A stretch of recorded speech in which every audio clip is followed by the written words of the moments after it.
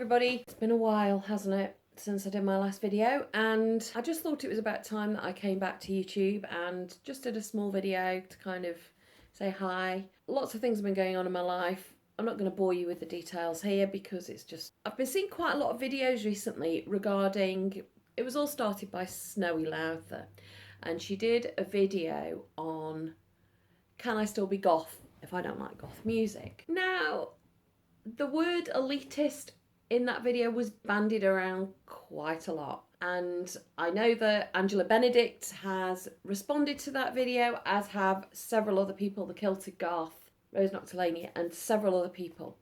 Now, I wanted to kind of respond to it myself as well. Having been around in the 1980s and having kind of seen the subculture, both inside the subculture and outside the subculture, I've seen how it's kind of developed and grown. I wanted to kind of respond from a perspective of somebody who was around during those times, during those early days, certainly. I wasn't there at the beginning, but I was there during the 1980s when it took off. You know, I was in my teens and it was some way that we could identify. Now, not everybody at that time walked around with makeup like this.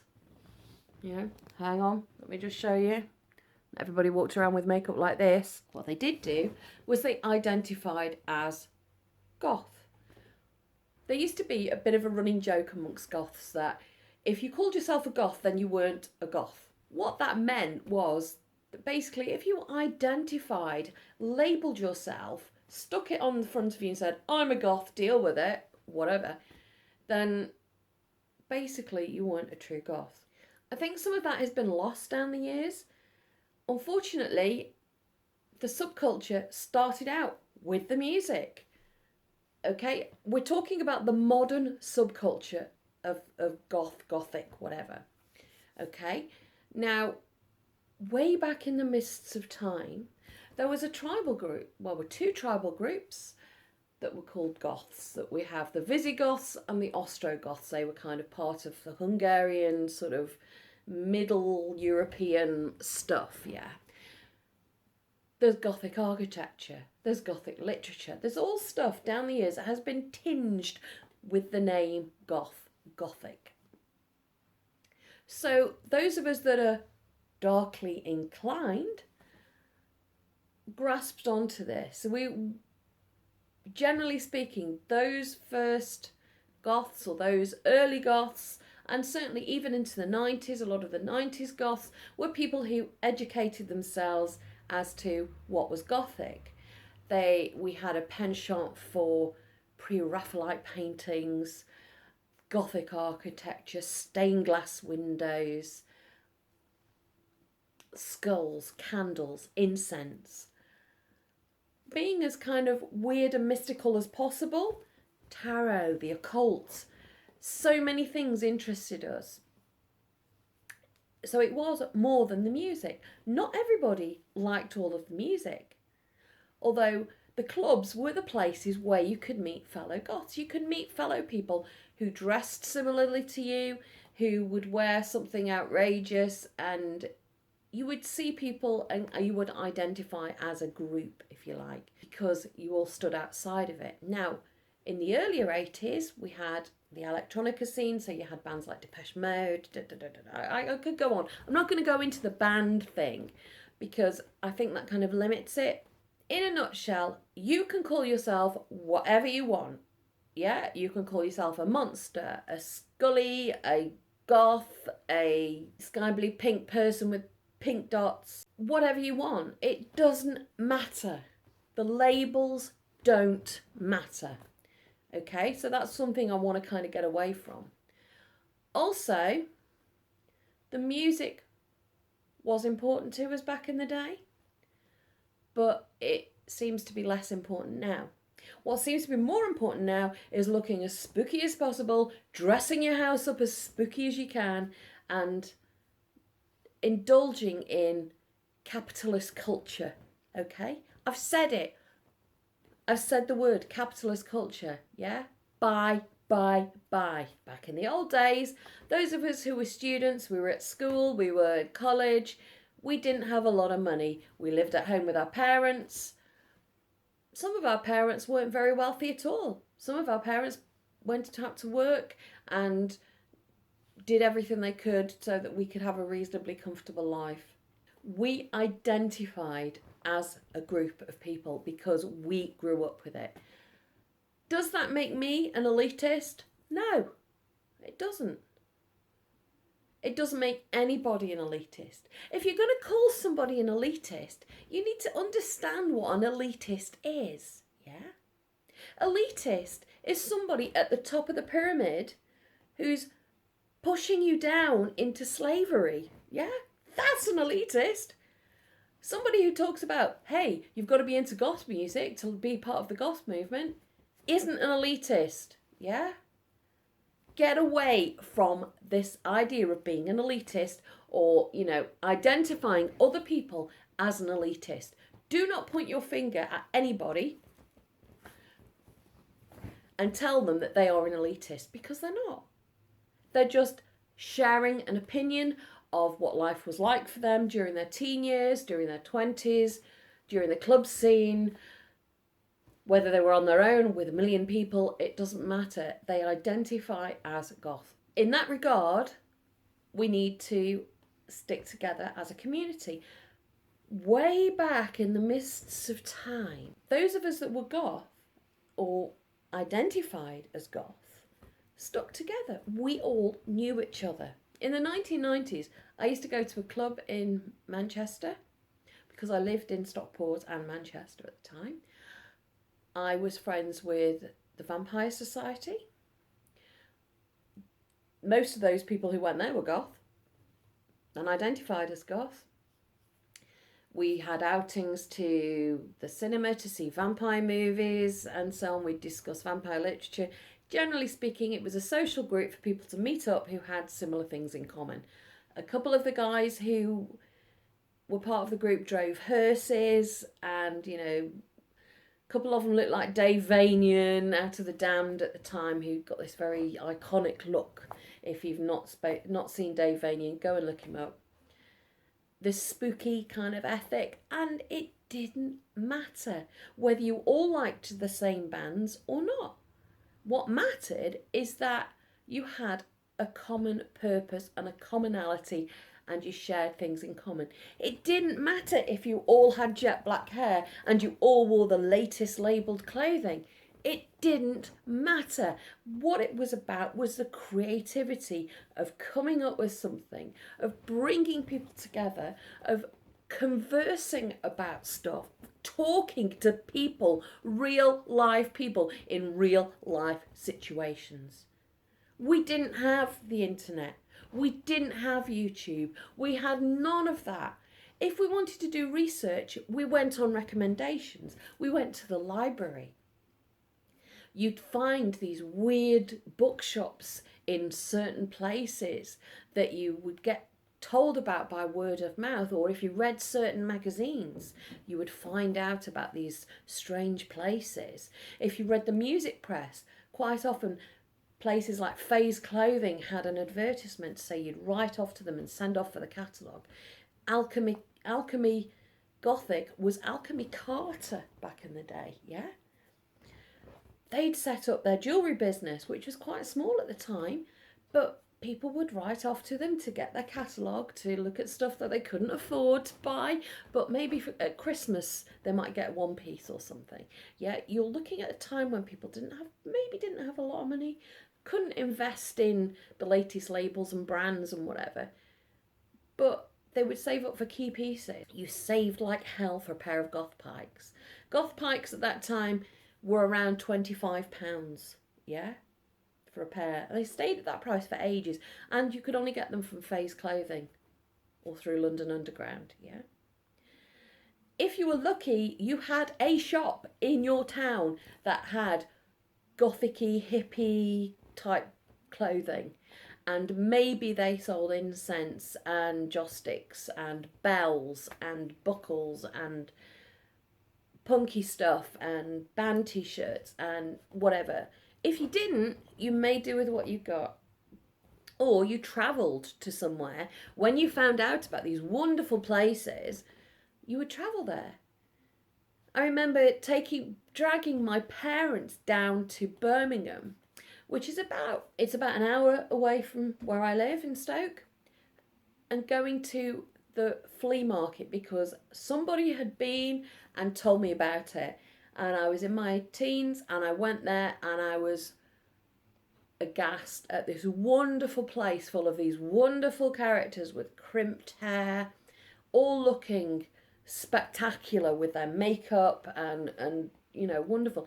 And each stall had unique items in it that people had taken leather jackets and painted them, or they'd created clothing out of whatever, they'd gothified stuff. And that was what it was like. We didn't have this whole industry, yeah? We had none of that. So we had to make do. Now, making do involved having things like one black eyeliner pencil that you used for everything. There was none of this sleek gel pens or anything that you had for your eyes. You used felt tip pens, you used nail polish, you used eyeshadow. I used eyeshadow on my lips because I wanted to get the effect of having silver lips or something. That is what we did. So for those of you that are living in this time and are thinking that those of us that have been around a bit are elitist, I would ask you to think again, because if it wasn't for people like me, Angela Benedict and some of the other older goths out there, you wouldn't have a subculture. You wouldn't have anything. I'm pointing at you, aren't I? If it wasn't for people like Angela Benedict and any of the other people out there, I could reel off a million names of different people out there who have kept the subculture going, who have kept on creating things so that you have something to identify with. Does that make me an elitist? I don't think so. I think that means that we want this subculture to keep going. We don't want it being destroyed by people name calling and just basically being stupid about it. If you identify as goth, you are goth. As far as I'm concerned, it doesn't matter. I knew people who dressed a bit hippie-ish who were goth. I knew people who dressed all in black with black hair who were goth. It didn't matter because we all identified as goth, alternative, whatever.